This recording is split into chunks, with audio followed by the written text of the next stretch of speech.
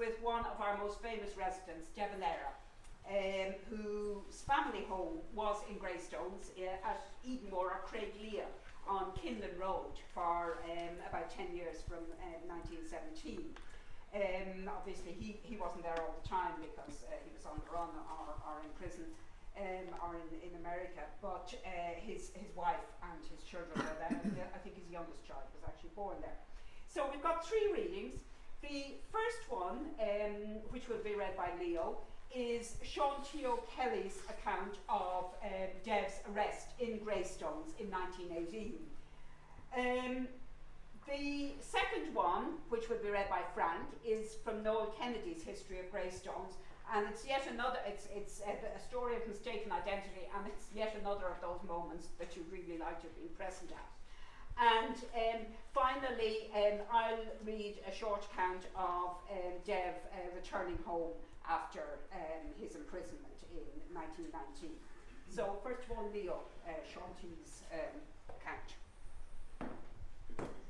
It may be of interest to record something that I was told happened in connection with the arrest of De Valera that night, the 17th of May 1918, on his way home to Greystones, where he then lived.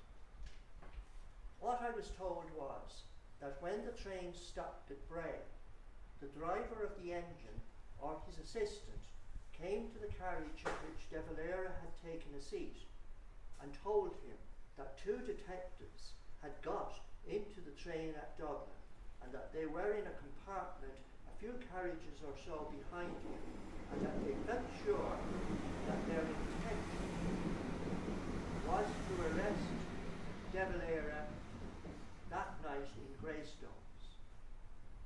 They said that they would slow down the train coming into Greystones before they arrived at Greystones station at a certain point which they indicated to De Valera, and they advised him to jump out of the carriage on the offside and that he could easily get away, and afterwards they would put on speed. De Valera thanked them for their information, but did not take any action on the advice offered. It appears that when De Valera stepped out of the carriage at Greystones, the 2 detectives approached him and put him under arrest.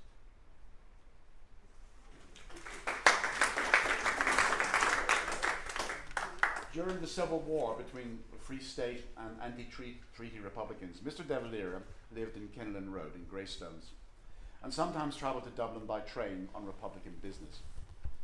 The Free State authorities decided to arrest him, but the Greystones Civic Guards arrested instead the Church of Ireland Archbishop, Dr. J.A.F. Gregg. Dr. Gregg was a tall, dignified, intellectual and aloof person. His younger clergy referred to him as the Marble Arch. It was natural for a young, inexperienced civic guard to suppose that this was the elusive Mr. De Valera masquerading under a cunning disguise. Dr. Gregg was held in the Gulf Hotel, a private, small private hotel on Portland Road that no longer exists, and a retired clergyman named Mr. Gage Dougherty, who lived on Killincarrick Road, was sent to identify him.